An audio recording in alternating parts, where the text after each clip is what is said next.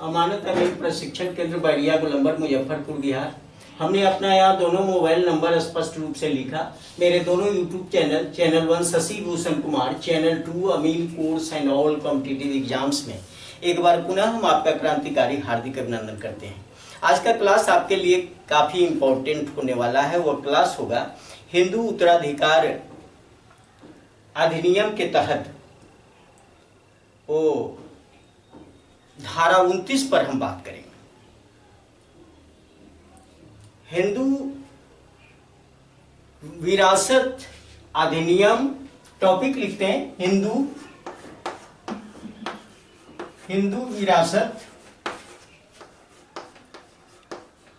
विरासत अधिनियम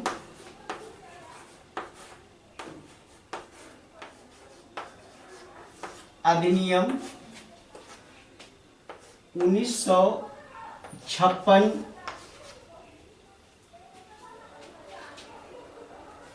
धारा 29 क्या है। देखिए ये धारा इसलिए मैं आपको बता दे रहा हूं, काफी इंपॉर्टेंट है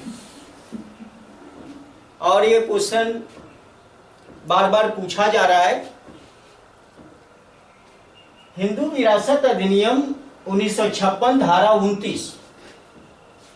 29 में कौन सी बातें कही गई, धारा 29 क्या है, आज इसी का जिक्र करें।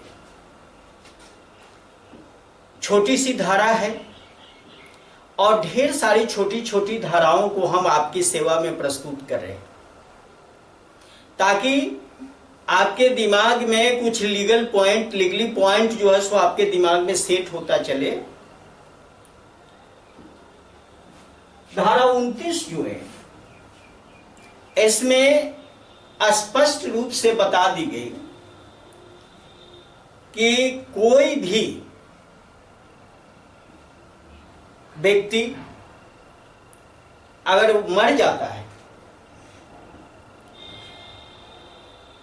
तो उस मृतक की संपत्ति उसके वारिस को जाती है या अपने जीवन काल में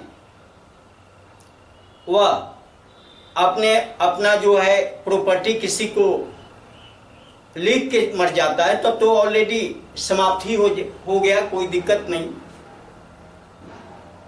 या किसी को गिफ्ट दे दिया तो कोई दिक्कत नहीं। अगर वह किसी को नहीं दिया, उसकी मृत्यु हो गई और उसका कोई वारिस नहीं,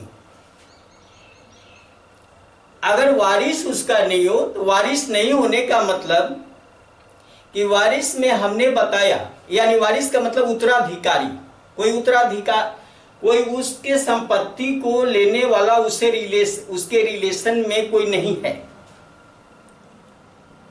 उसमें वारिस की श्रेणी का जिक्र हमने पिछले क्लास में श्रेणी 1, 2, 3 की चर्चा भी हमने करी। श्रेणी 1 में कौन कौन से वारिस होते हैं, 2 में कौन, 3 में कौन, ये सब का जिक्र हमने किया। तीनों में कोई वारिस अगर नहीं तो उसकी प्रॉपर्टी सरकार को हो जाएगी, ये सरकार के हाथों में चली जाएगी। धारा 29 यही कहता है। उसकी संपत्ति किसके हाथ में जाएगी? सरकार के हाथ। कोई हिंदू पुरुष अगर मरता हो और उसका कोई वारिस नहीं, तीनों श्रेणी में कोई भी वारिस नहीं हो तो उसकी संपत्ति सरकार के हाथ में चली जाएगी, सरकार के हाथ में जाएगी।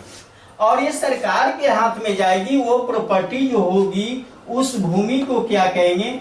नजूल भूमि। ये नजूल भूमि के रूप में आ जाता है। या इसमें एक और बातें कही गई धारा 29 के अंदर, यदि कोई भी स्त्री मर जाती है और वह प्रॉपर्टी उसके पास प्रॉपर्टी है, प्रॉपर्टी छोड़कर मर गई और उसका कोई वारिस नहीं। कोई वारिस न का मतलब की श्रेणी 1, 2, 3 में कोई वारिस नहीं।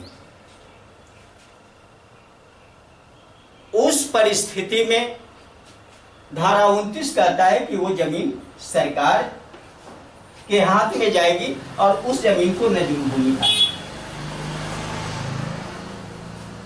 नजूल भूमि के संबंध में एक वीडियो मेरा डला हुआ है, उसमें डीपली बात कर चुके हैं, तो यहां नजूल भूमि के संबंध में डीपली बात करना हम उचित नहीं समझते। तो धारा 29 का साफ साफ यही मकसद है कि अगर कोई भी मरता है और उसका कोई वारिस नहीं होता तो वह भूमि सरकार के हाथों में चली जाती है। सरकार उसको ठेका पर देके काम कराए या किसी गरीब को दान दे दे, पर्चा काट कर दे दे, या जो भी करे वो सरकार के हाथ में जाएगी, या सरकार अपने लिए इस्तेमाल करे। मतलब कहीं कोई सार्वजनिक कोई कार्यालय हो या कोई भी ऑफिस टाइप में हो, उसका इस्तेमाल कर सकती है। तो चलिए, धारा 29 में विशेष कुछ है नहीं, एक छोटी सी धारा थी जिसका जिक्र हमने किया। हिंदू विरासत अधिनियम 1956 के तहत, और काफी इंपॉर्टेंट भी है। कोई वारिस नहीं, तो वारिस जब नहीं हो तो भूमि किसकी होगी, उसकी प्रॉपर्टी किसकी होगी, सरकार की। अगर मान लिया कि वारिस नहीं है और एडॉप्शन डीड, गोदनामा के तहत किसी को गोद ले लिया और गोद लेने के बाद उसी को सर्वोपरि मान लिया, तो उस कंडीशन में तो वो उस व्यक्ति को चला जाता है। लेकिन यहाँ गोदनामा की बात कहीं नहीं आ रही है। यहाँ तो बात आ रही है कि उसका कोई वारिस नहीं हो, ये हिंदू वह पुरुष मरे या स्त्री मरे, उसका कोई वारिस नहीं है तीनों श्रेणी में, तो वो भूमि सरकार के पास चली जाएगी। ये धारा 29 स्पष्ट किया। अब धारा 29 के अंतर्गत विशेष कुछ है नहीं कि हम इसका ज़्यादा से ज़्यादा जिक्र करें।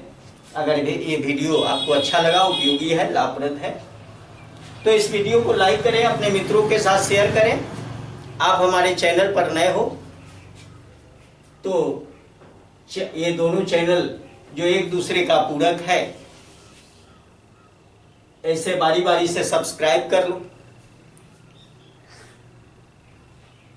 और हमारे उत्साह को, हौसला को बढ़ाते रहो। हम आपकी सेवा में तत्पर रहेंगे। बहुत बहुत धन्यवाद। जय हिंद, जय भारत।